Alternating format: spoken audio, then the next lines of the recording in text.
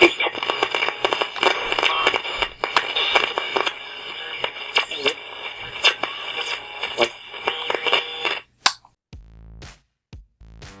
everybody, and welcome to the 5 Bytes podcast. I'm your host, Rory Monahan. Coming up on this week's episode, a partially unpatched vulnerability can be used to unpatch Windows machines to make them insecure. Also, I'll have a Patch Tuesday news roundup, and has every American citizen's social security number been leaked? For this and more, keep listening to this episode of the podcast, which of course, as always, is brought to you by my sponsors. And that includes ControlUp, end-to-end digital experience management for the work from anywhere era. ControlUp, happy users, happy IT. And also brought to you by Network's Policy Pack, where you use Group Policy, Policy Pack Cloud, or MDM, to remove local admin rights, manage and lock down applications, Java, browsers, and mitigate ransomware, plus more. And also brought to you by Numescent, the inventors of the first and only cloud-native container management platform for Windows desktops. And of course, also brought to you by Master Packager, who make an application packaging software that helps you build packages that end users love, enterprises want, and the Windows OS needs. If you enjoy the show each week, you have these awesome sponsors to thank. And now for some news. This month's Patch Tuesday Windows updates have been published, and they address 89 flaws, including 6 actively exploited and 3 publicly disclosed 0 days. Microsoft is actually still working on an update for a 10th publicly disclosed 0 day, so there is another 0 day out there that is known about, but has not yet been patched with this month's Windows updates. But for a full roundup of the vulnerabilities that are patched this month, there was 36 elevation of privilege vulnerabilities, 4 security feature bypass vulnerabilities, 28 remote code execution vulnerabilities, 8 information disclosure vulnerabilities, 6 denial of service vulnerabilities, and 7 spoofing vulnerabilities. Some of the highlights that I'd like to cover for this month includes CVE-2024-38107, which is a Windows Power Dependency Coordinator elevation of privilege vulnerability. With this one, attackers could gain system privileges on a Windows device. Unfortunately, Microsoft has not shared who disclosed the flaw and how it has been exploited, but you'll want to patch regardless. Another one to highlight is CVE-2024-38178, and this is a scripting engine memory corruption vulnerability. Microsoft says that an attacker requires an authenticated client to click a link in order for an unauthenticated attacker to initiate remote code execution.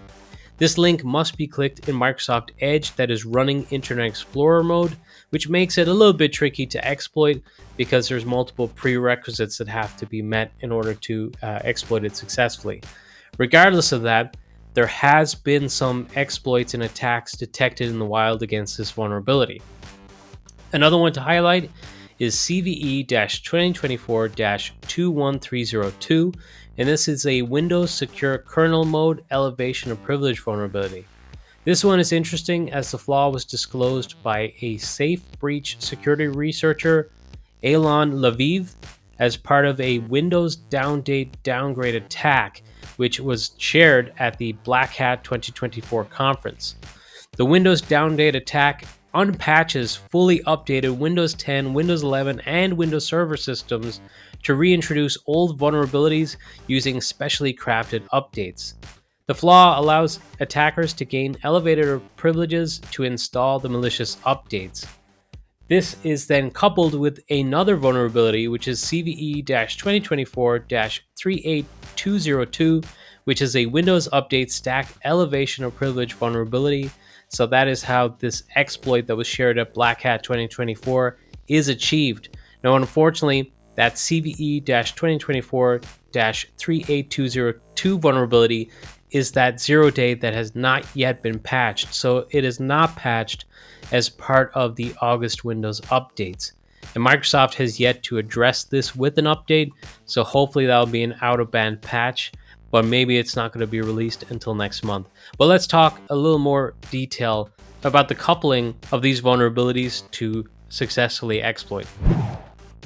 So once again, Alon Lviv revealed at Black Hat 2024 that 2 0 days namely that CVE-2024-38202 that I mentioned that has not yet been patched by Microsoft, and that CVE-2024-21302 vulnerability that was at least patched during this Windows update cycle could be exploited in downgrade attacks to unpatch those fully updated Windows 10, Windows 11, and server systems. About this exploit, Lviv said, quote, "I discovered multiple ways to disable Windows virtualization-based security, including its features such as credential guard and hypervisor protected code integrity, even when enforced with UEFI locks. To my knowledge, this is the first time VBS's UEFI locks have been bypassed without physical access. As a result, I was able to make a fully patched Windows machine susceptible to thousands of past vulnerabilities, turning fixed vulnerabilities into 0 days and making the term fully patched meaningless on any Windows machine in the world." End quote. At the moment, Microsoft has not seen any attacks used leveraging these vulnerabilities, but that's just not yet anyway. Making these changes is also something bleepycomputer.com and others have reported, that making changes at the OS level to potentially expose past vulnerabilities may also not even be detected by your endpoint security products, and may see that your devices are compliant and fully patched when in actual fact some of those updates have been rolled back. So this seems like a very serious set of vulnerabilities, and you'll want to take the patch for the vulnerability that has been patched, and obviously keep an eye out for a future patch for the other vulnerability that is yet to be addressed. So some good news for those with the 13th or 14th generation Intel CPUs that have infamously got some severe stability issues.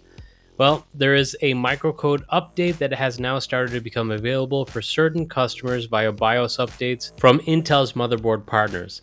The bad news is there has been early reports from someone using a Gigabyte motherboard that the microcode update may not actually apply correctly if you do not use Intel's default power settings. Someone who overclocked their processor noticed on their configuration it disabled the 1.55 volt limit that's intended to keep Raptor Lake CPUs unharmed. So if you use these 13th or 14th generation CPUs, it's a good idea to use the Intel default settings in order to take this microcode update and to keep your CPU more stable. Speaking of processors, ExtremeTech.com has reported that AMD is making significant gains in the data center, while Intel remains dominant in the client domain. They cite an industry analyst at Mercury Research who published a report stating AMD has gained 5.6% of market share from Intel over the past year, with the trend being that AMD is taking around 1% market share from Intel each quarter. The report suggests AMD is making gains in the data centers due to its expensive AI accelerators, which is obviously a boon for the company in terms of revenue. On the client side, AMD's progress has been slower. For total client hardware, which includes desktops and mobile, AMD increased its market share by 3.8% year on year, bringing it to 21.1%, compared with Intel's dominant 78.9%. Broken down by desktop and mobile, AMD lost 1% of the desktop market share to Intel in Q2, giving Intel 77% of the market. However, it still gained 3.6% year on year in that segment. For laptop CPUs, AMD reportedly now controls 20.3% of the market and has gained 3.8% since last year, which again means Intel has a majority of about 79.7% in that particular market share. So maybe not all that surprising, I guess, at least from my perspective. When you're looking at new laptops or even new desktop PCs, it seems like the majority being offered by retailers still ship with Intel processors. So it may just be what's conveniently available for people is what's selling. So maybe AMD will find a way to kind of crack that market and get their product out there in a greater way. Microsoft has addressed the problem where July's Windows updates was triggering Bitlocker recovery. VP Computers suggests this has been addressed in this month's updates, specifically with KB 5041, 585, and later. Microsoft recommends you install the latest update for your device as it contains important improvements and issue resolutions, including this particular issue where it was triggering Bitlocker recovery, which, if you listen to the podcast regularly, I had my suspicions during the CrowdStrike incident that perhaps this maybe played a part on some of those devices, but I don't think that has ever been confirmed for sure. Microsoft says if you install that KB or later, you do not need to use a workaround for the issue anymore. If you're using an update released before August 13th and have this issue, your device should proceed to start up normally from the Bitlocker recovery screen once the recovery key has been entered. So again, that's if you haven't taken this patch and you get prompted for the recovery, well, you have to put in the recovery key. But if you take this patch, then you should not be encountering that. So I guess this is one case where those who maybe patch a month behind, which I think is a terrible idea in this day and age, but if you take those patches a month behind, you're probably spared this one and you can just take the August update instead. According to Reuters, Cisco is preparing to announce a new round of job cuts, possibly alongside its fourth quarter results that were due on Wednesday. And I recorded this episode on Tuesday night. The publication wrote that the number of people being let go is likely to match or be higher than 4,000 employees. That was the number they laid off back in February. Cisco launched a $1 billion fund to make investments in AI startups in June, and it has made 20 AI-focused acquisitions and investments in the last several years. And just as I've been saying, TechSpot.com suggests cost-cutting helps offset these big investments and fears that returns on AI spending won't match the money being poured into the industry is not helping matters. So again, they don't want to take a gamble and invest massively in AI and have it affect their bottom line. So they're laying off people in order to make that investment and not have it hurt as much on the bottom line. So yay, capitalism. It's not really a joking matter. I feel terrible for those affected by the layoffs, and unfortunately, the way tech has been going over the last, I don't know, is it 2 or 3 years now? There's been so many layoffs, and this probably won't be the last. WindowsCentral.com has reported on an enhanced presenter and attendee experience in Microsoft Teams that features an expanded gallery view. The expanded gallery view shows up to 4 meeting participants and a Me video tile, though the default view is still just showing just a single one-tile active speaker view. When you're in a Teams meeting, you can keep a minimized meeting window on your screen while you navigate to other parts of the app. To use the new view options within Teams, you need to be a member of the Teams Public Preview or Microsoft 365 targeted release. The new features are available for Teams on Windows OS and Mac OS, and I think this will be welcome because I can't tell you the number of times I've been in a Teams meeting and then I wanted to maybe look at a file in Teams, but it has stubbornly basically stayed on top or the forefront of the meeting and would not minimize. Now, it should at least minimize and allow me to open up another Teams window, but sometimes that doesn't happen, and hopefully this feature will be a remedy for that. For several weeks, Boeing's Starliner has been in the news as 2 astronauts were supposed to go on an 8-day mission and then return to Earth, but due to technical issues with the craft's thrusters, it has so far been unable to return. NASA has delayed a decision and announcement on their plan to remedy the situation and return the astronauts to Earth until next week, according to a tweet from NASA on Tuesday. You may be asking, what the hell does this have to do with enterprise IT? Well, I saw an interesting report by Jaltnik, which I haven't really seen corroborated, but it was also very hard to find corroboration because there were so many news reports about the Starliner and the astronauts. It was kind of hard to weed through, but hey, if nothing else, this is kind of an entertaining story. But apparently, when preparing for use of the Starliner as a spacecraft, there was a 2022 flight test completed by a different Starliner vehicle, which featured flight software to autonomously dock and return to Earth. but this feature was subsequently removed before the now doomed flight. There is wild speculation that part of their current testing is a possible software update to return the feature, but NASA fears that Boeing's software update could brick one of the two crewed vehicle docking ports on the International Space Station if it doesn't work. So, as someone who has spent many years, like almost 2 decades, working on application packaging, deploying and managing application updates, Windows updates, I would not want to be the person pushing that update.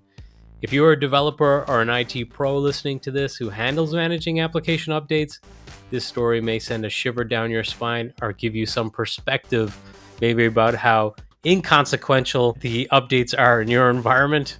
Because, yeah, I would not want to be doing this. There's like suggestions on social media and by some news articles that a failed attempt that damages the ports could make it impossible to get the astronauts off the International Space Station completely. Although I don't know about that because I'm sure they could figure some way out. My guess is if this really is that high risk, they're probably going to have to send a rescue mission. Probably won't cover this news story again unless there is something related to that software update. So if you're interested, keep an eye out on the mainstream media for more on the Boeing Starliner and the two astronauts. The LA Times has reported that a hacking group called US DoD claims to have a copy of the entire National Public Data Database, which contains every US citizen's social security number. The information also consists of about 2.7 billion records, each of which includes a person's full name, address, date of birth, phone number, along with alternate names and birth dates, and obviously includes that social security number that I just mentioned. So all that information coupled together, that could be very effective in the wrong hands. National Public Data did not respond to a request for comment, nor has it formally notified people about the alleged breach. It has, however, been telling people who contacted it via email that they are aware of certain third-party claims about consumer data and are investigating these issues. The company also said that it had purged the entire database as a whole of any and all entries, essentially opting everyone out. As a result, it said it has deleted any non-public personal information about people, although it added, quote, "We may be required to retain certain records to comply with legal obligations," end quote. So this has the potential to be one of the most devastating data breaches ever if it really does contain every US citizen's social security number, along with things like addresses, phone numbers, and more. So this news story was picked up relatively soon or close to this episode being recorded. I'm guessing this is going to be a story that has legs for the next few weeks or even months. I saw an interesting theory floated by a blog site called itsfoss.com. The theory being that the recent threats to Google's business could be bad news for Mozilla. This is because Mozilla receives a significant sum in royalties, reportedly as much as $510 million, with it suggested that much of that sum comes from Google in order to be placed as the default search engine in Mozilla Firefox. So I would guess that's probably true.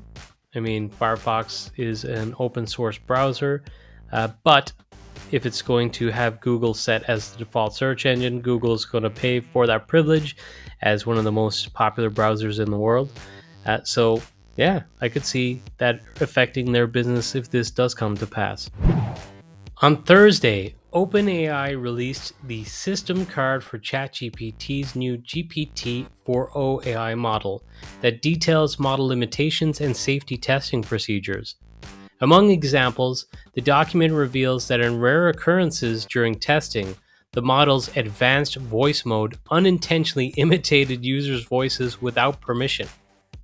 Currently, OpenAI has safeguards in place that prevents this from happening, but the instances reflects the growing complexity of safely architecting with an AI chatbot that could potentially imitate any voice from a small clip.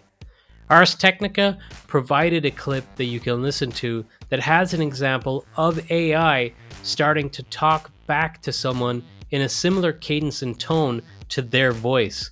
It's really interesting and kind of creepy, so I suggest you check it out, and I'll share a link with this episode if you'd like to listen to it for yourself.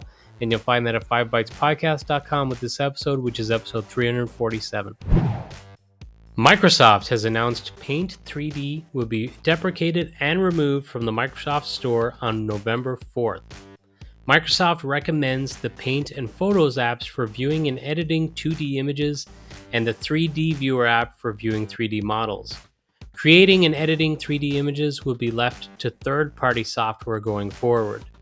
To be fair, they've made a lot of significant changes in Microsoft Paint within Windows 11, and it is much more feature-rich than it has been in the past.